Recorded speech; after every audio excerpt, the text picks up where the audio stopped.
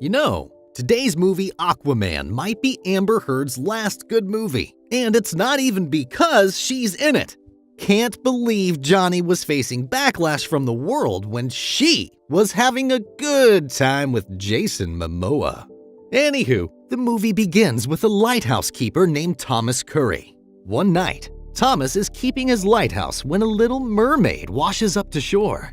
She's beautiful, strong, and almost kills him. Thomas calms her down and fixes her injuries. The woman's name is Atlanta. Atlanta is the queen of Atlantis, and she is not used to the human world. But Thomas manages to connect with her, and they soon fall in love. Actually, they fall really hard in love. They give birth to their son, Arthur. Atlanta raises Arthur by telling him about a legendary trident and a hero who will unite all oceans with it. That's called foreshadowing. One day, some soldiers sent by the king of Atlantis come to take back Atlanta, but she uses her own trident and beats the crap out of them all. Atlanta realizes that Thomas and Arthur will always be in danger, so she decides to go back, promising to return one day at sunrise. I mean, if you're going back, you really shouldn't have killed your kingdom soldiers. But whatever. Cool fight scene though. Many years later, Arthur has grown up.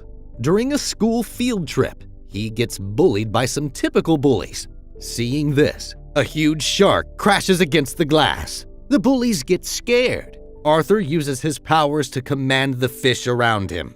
Is anyone else reminded of the first Harry Potter movie here? No? Just me? Okay. Many more years later, some pirates capture a Russian submarine and kill most of its crew. One of them, David Kane, kills the captain. Hey, so that's the bad guy. I never would have known. David's father, the leader, gives him their family heirloom of a knife, and they have a pretty nice moment. Don't let it distract you from the fact that these people are murderers and pirates. Suddenly, something hits their submarine and carries the entire friggin' thing to the surface. The man comes inside, and that's the hot dude from Game of Thrones. Well, it's actually Arthur, or Aquaman, and he beats up all the pirates who are stupid enough to challenge him. David comes after him. They get into a fight, but his weapons don't work against Arthur. It was at this moment that he knew. He fucked up. You know, you really shouldn't bring a sword to a superhero fight. Arthur then traps David's father under some missiles and prepares to leave. But the old man is too stupid and shoots at Arthur. It blows a hole in the wall, and ocean waters rush in. David shamelessly asks for Arthur's help, but Arthur is not about mercy. David's father tells him to go and save himself, but he does not. So, the old man brings out a grenade. David has no choice but to run away. David's father dies, but he survives, and he is filled with vengeance. Meanwhile, Arthur takes the crew back to safety. Back to the lighthouse. Thomas is waiting for Atlanta at sunrise. She does not come back, but his son does. Father and son go to a bar for a nice and healthy breakfast of beer. There, they see news about how Aquaman saved the Russian crew. Meanwhile, deep underwater, beyond the pollution and known society, two tribes of Atlanteans are having a meeting. One tribe is led by King Orm. The other tribe is led by King Nereus. Orm has invited Nereus for an alliance. He wants to unite all the remaining tribes of Atlantis and invade the surface world. But Nereus is not interested. Just then, a submarine attacks them, killing many soldiers. Orm manages to save Nereus and then destroy the submarine. Seeing that the surface world has attacked, Nereus agrees to join him. In the surface world, Arthur is met by a bitch. Mera. Mera tries to convince Arthur to take the throne of Atlantis and stop the war since Arthur is Atlanta's firstborn. But Arthur has no interest. He is still salty that Atlantis executed his mother. Later, Arthur and his father are driving when a super huge tsunami crashes a nearby ship and overturns their car. Arthur uses his superpowers to survive. Mera also arrives and controls the water to save Thomas. Mera says that Orm did this. All around the world, pollution, submarines, and warships have been sent back to the surface by Orm. Arthur's character needs some more backstory, so he thinks back about Volko. Volko is Orm's advisor, but he actually secretly taught Arthur how to use all his Atlantean powers. In the present day, Mera takes Arthur into the deep ocean of Atlantis. Atlantis is a huge hidden civilization that is more advanced than any human civilization. For the first time ever, Arthur enters his mother's hometown. Mera takes Arthur to an abandoned ship.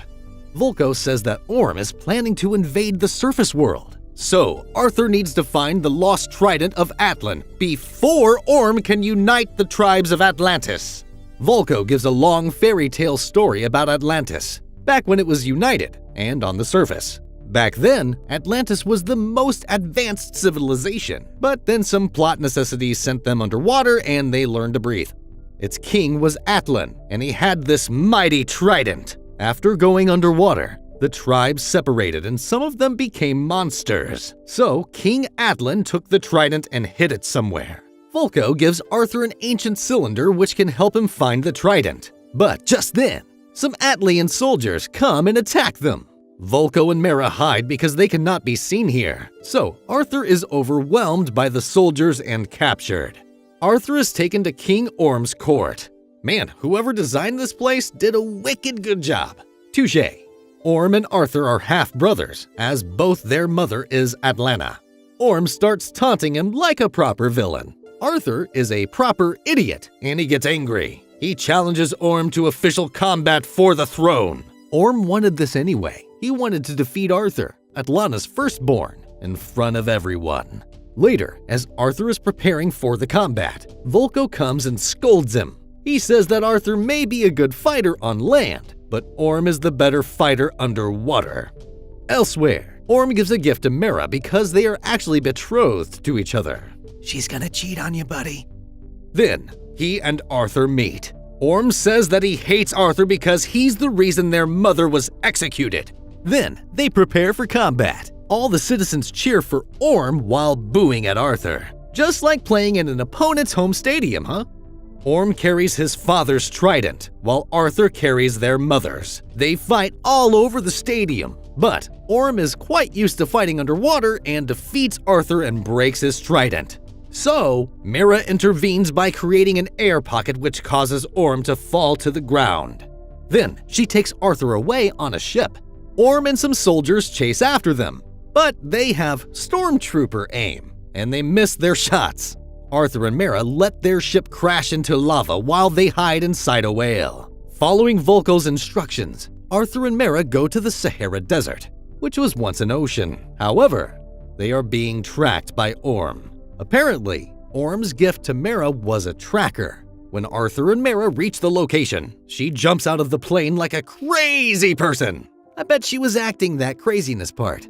Elsewhere, Orm gives some special weapons and elite soldiers to David in order to attack Arthur and Mera. David has a pretty fun superhero moment where he takes those weapons and builds a better one. Meanwhile, Arthur is doing justice to Johnny Depp by yelling at her, but he is interrupted and falls underground into some ancient ruins. Mera follows him. They reach the place where Atlan's trident was forged. They put the cylinder in a mechanism and use Arthur's sweat to activate it. A hologram of King Atlan gives instructions on his trident. Only in the hands of the true king will the path be seen. Yada yada. Great!